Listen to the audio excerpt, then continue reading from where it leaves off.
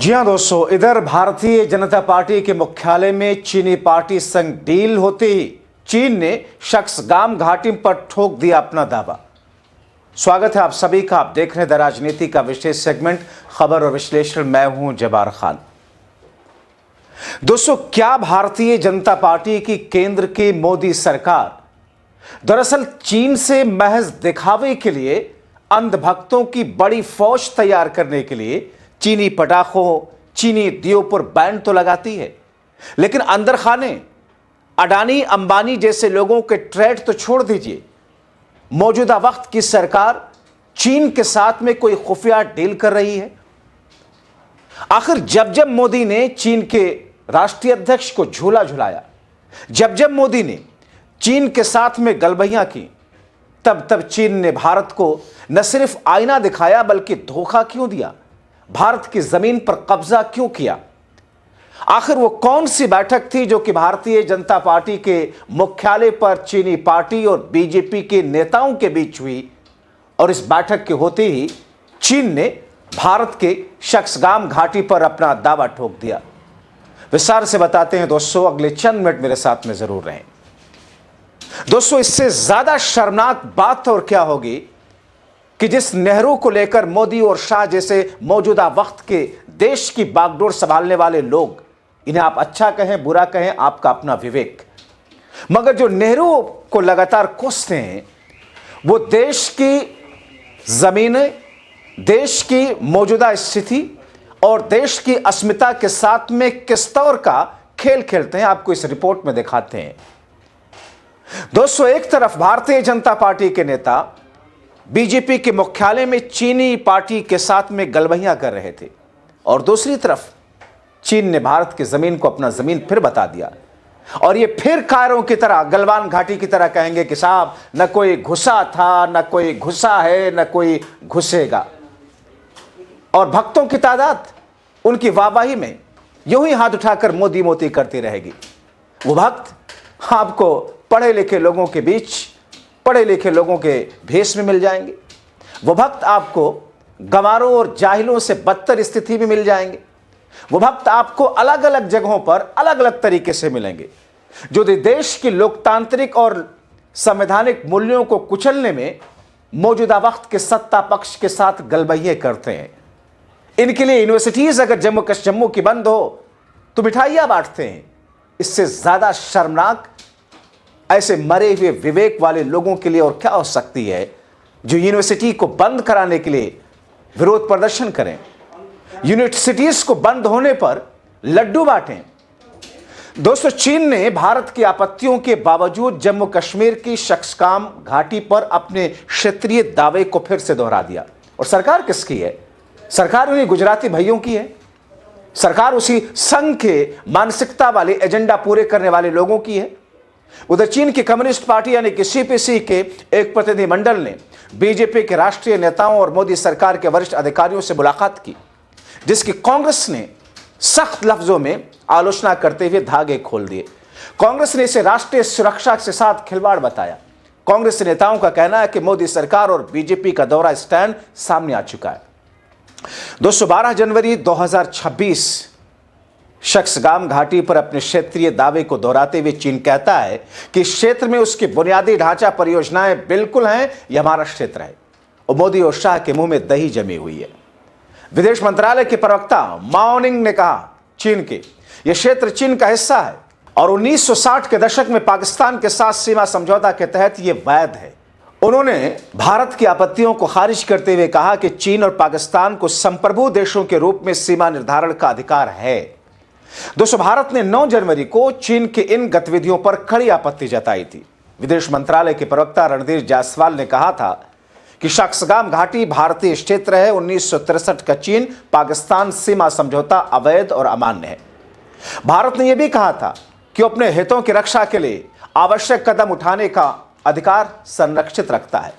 पाकिस्तान ने 1963 में अवैध रूप से कब्जे वाला क्षेत्र से 5180 किलोमीटर वर्ग भूमि चीन को दे दी थी, जिसे भारत ने हालांकि कभी माना नहीं। इस बीच में चीन की कम्युनिस्ट पार्टी का एक 6 सदस्यीय प्रतिनिधिमंडल नई दिल्ली पहुंचता है। 12 जनवरी को बीजेपी मुख्यालय में राष्ट्रीय नेताओं के साथ में मुलाकात होती है। प्रतिनिधिमंडल का नेतृत्व उप मंत्री सन हायान ने किया और इसमें बीजेपी महासचिव अरुण सिंह, विदेश मामलों के प्रभारी विजय चौथावैली शामिल थे। बैठक में दोनों पार्टियों के बीच में संचार बढ़ाने पर चर्चा हुई। चीन के राजदूत थू फैहोग भी मौजूद थे। 2020 के गलवान संघर्ष के बाद में यह पहली आधिकारिक तौर पर पार्टी टू पार्टी बैठक थी जो भारत चीन संबंधों में बेहतर रिश्ते लाने के संकेत देती है। सोचिए, वो चीन जिसको लेकर के राहुल गांधी से किसी चीनी अफसर की मुलाकात होने पर भारतीय जनता पार्टी गला फाड़ फाड़ करके चिल्ला रही थी। भारतीय जनता पार्टी की वो डेढ़ रुपल्ली वाली गंवार किस्म के प्रवक्ता टीवी डिबेट में बैठ करके राहुल और चीन की दोस्ती की गांठ गांठ रहे थे।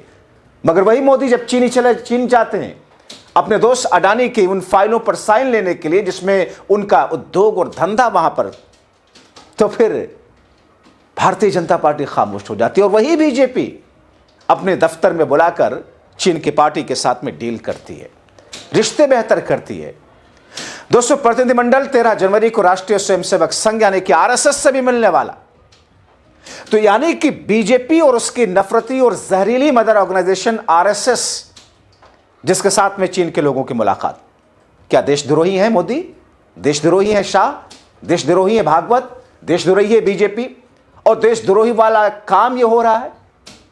आखिर ऐसे सवाल अगर उठाएं विपक्ष के लोग तो फिर इसे कैसे खारिज कर सकते हैं? दोस्तों, द इकोनॉमिक टाइम्स और न्यूज 18 के मुताबिक सीपी सिंह ने बीजेपी नेताओं को चीन आने का निमंत्रण भी दिया है। सुप्रिया शिनेत कांग्रेस पार्टी के नेता प्रवक्ता ने सवाल पूछा, चीन ने जम्मू कश्मीर को शख्सगान वैली को अपना इलाका कहा।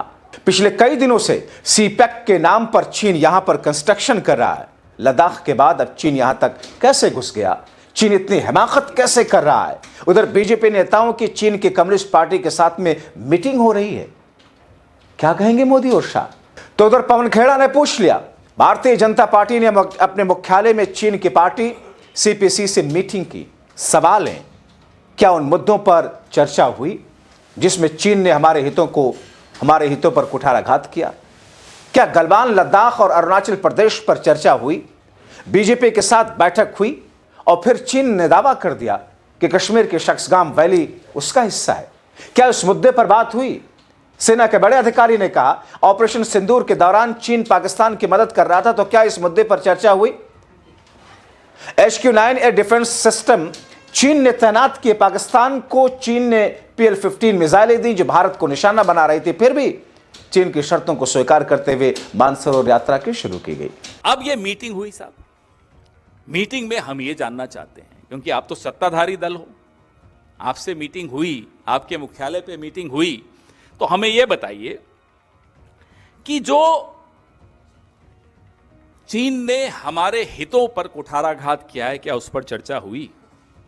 गलवान से लेकर लद्दाख से लेकर और अब जो नया कल जो दावा किया है उससे शख्सगान घाटी कश्मीर, कल ही बैठक हुई और अभी दावा भी हो गया कि शख्सगान घाटी जो है कश्मीर की वो चीन की है।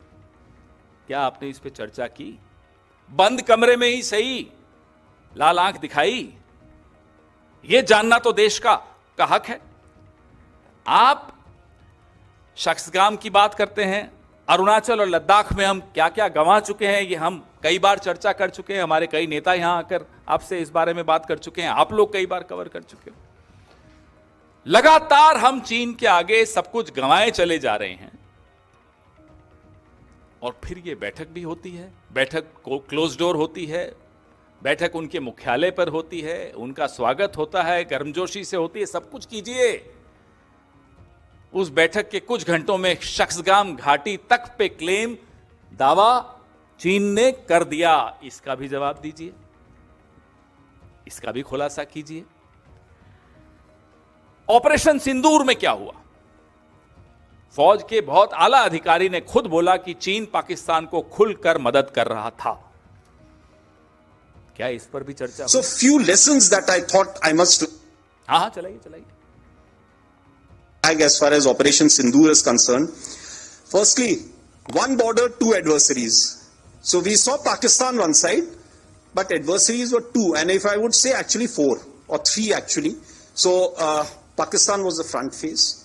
We had China providing all possible support, and it's no surprise because if you were to look at statistics, in the last 5 years, 81% of the military hardware that Pakistan is getting is all Chinese, 81% of that.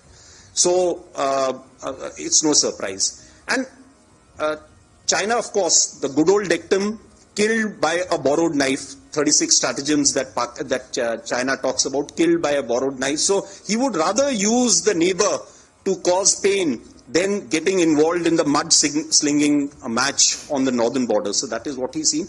And another thing that China perhaps has seen is that he's able to test his weapons against, say, various other weapon systems that are there.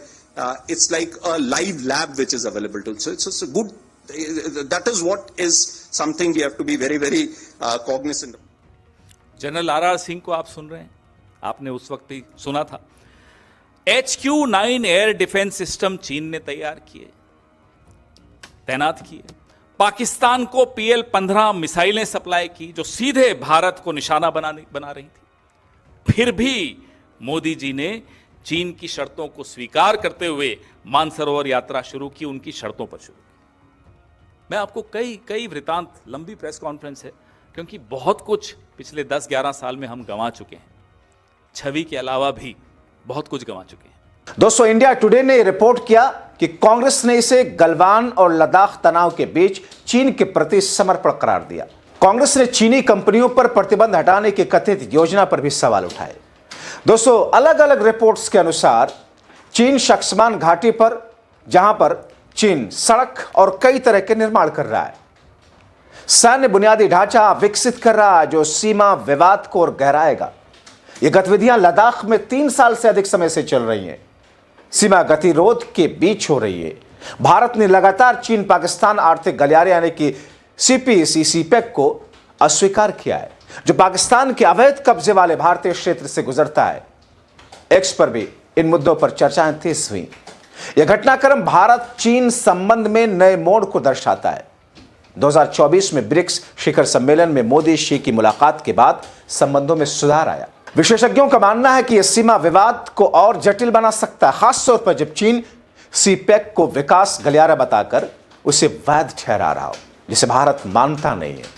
तो ऐसी स्थिति में दोस्तों, क्या मोदी शाह जैसे गुजराती भाइयों के हाथ में देश आने के बाद में सब कुछ नफरती RSS और BJP की जागीर हो गई है?